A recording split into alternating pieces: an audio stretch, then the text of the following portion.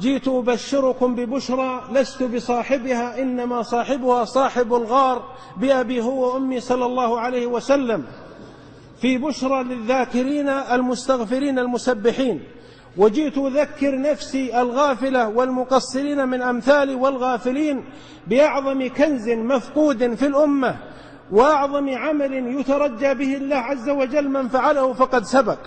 وأبشركم أنه أسهل عمل وأجمل عمل وأفضل عمل بنص المصطفى عليه الصلاة والسلام، كما قال في صحيح مسلم: سبق المفردون الذاكرون الله كثيرا والذاكرات. فمن أراد أن يسبق المتنفل القائم في الليل والمجاهد المتنفل والصائم المتنفل والمتصدق المتنفل، فعليه بالتسبيح والاستغفار دائما وأبدا. وعجبا إخوتي في الله إن الكون كله يسبح، كما قال سبحانه: وإن من شيء إلا يسبح بحمده ولكن لا تفقهون تسبيحهم إنه كان حليما غفورا. سبحان الله، النملة تسبح والهدهد يسبح والنحلة تسبح والطائر الغريد يسبح، فماذا يلهيك عن التسبيح؟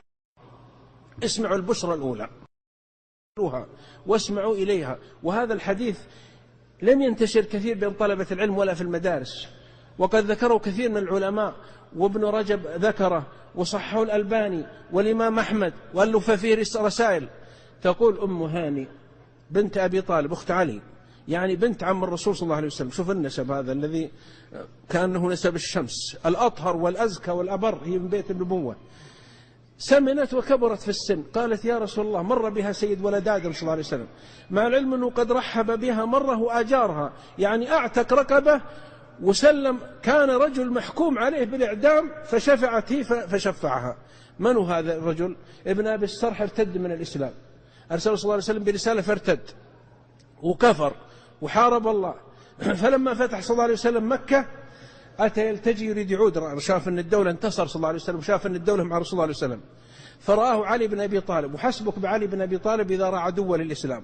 فانطلق علي بالسيف من الحرم يريد ابن أبي السرح ليقتله، فصاحت أم هاني فشرد ابن أبي السرح وعلي وراءه. قالت أم هاني لعلي: أجره. قال: لا، لأن هذا عدو الإسلام وعدو رسول الله عليه وسلم. فجرت أم هاني ساعية ومشت مهرولها رسول الله عليه وسلم بعد ما فتح الله عليه، وإذا هو يغتسل تستره فاطمة، والحديث الصحيحين. فسمع صوتها صلى الله عليه وسلم، تنحنح. قال: من؟ وهو يا رسول الله عليه وسلم وراء الستارة. قالوا: أم هاني. قال: مرحبا بأم هاني. قالت: يا رسول الله، أنا أجرت فلان يريد يقتل علي بن أبي طالب أخي. قال: قد أجرنا من أجرت يا أم هاني، ما دام أجرته خلاص. فورد المرسوم لا يقتل فعفي عنه ودخل في الإسلام. أم هاني تقول: يا رسول الله، أنا كبرت وسمنت، فأخبرني بشيء أعمله وأنا جالسة، لا تستطيع الصيام ولا قيام الليل ولا كثرة الحج ولا العمرة. قال صلى الله عليه وسلم: أنصتوا يا أم هاني، سبح الله 100 تسبيحة تعدل لك 100 رقبة من ولد إسماعيل، كأنك اعتقتها. سبحان الله، 100 مرة، دقيقة ترى. لمن كان له قلب أو ألقى السبع وهو شهيد، لمن كان له روح عامرة، لمن كان عنده نفس مثمرة، لمن علم أن هناك جنة ونار. سبح الله 100 تسبيحة تعدل لك عتق رقبة من ولد إسماعيل. واحمد الله 100 تحميدة تعدل لك 100 فرس مسرجة ملجمة في سبيل الله. وكبر الله 100 تكبيرة تعدل لك 100 بدنة متقلدة متقبلة في سبيل الله. وهل لله 100 تهليلة تملأ ما بين السماء والأرض. رواه إمام أهل السنة والجماعة أبو عبد الله أحمد بن حنبل في المسند، وهو حديث صحيح، ونص محدث العصر الشيخ الألباني رحمه الله على صحته، فاقبلوه بشارة. هو ب4 دقائق 5 دقائق. هل بقي أحد يعتذر؟ أنا قذفيت لكم وكثير منكم يعرف، لكنه ذكرى لمن كان له قلب. البشارة الثانية: فأبشركم أنها كفارة للخطايا والذنوب الكلمات الأربع، وما لا حول ولا قوة إلا بالله.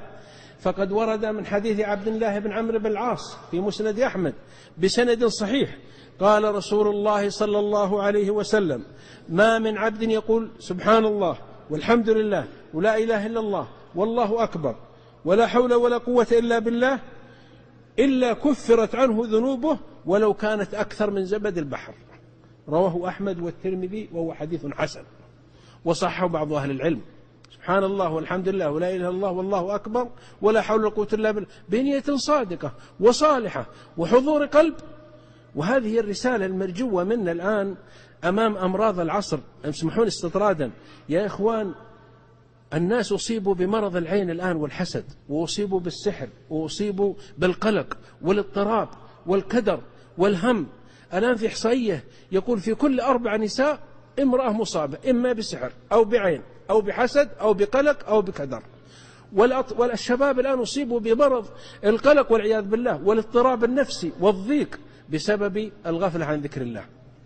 الواحد الأحد يقول لنا ألا بذكر الله تطمئن القلوب.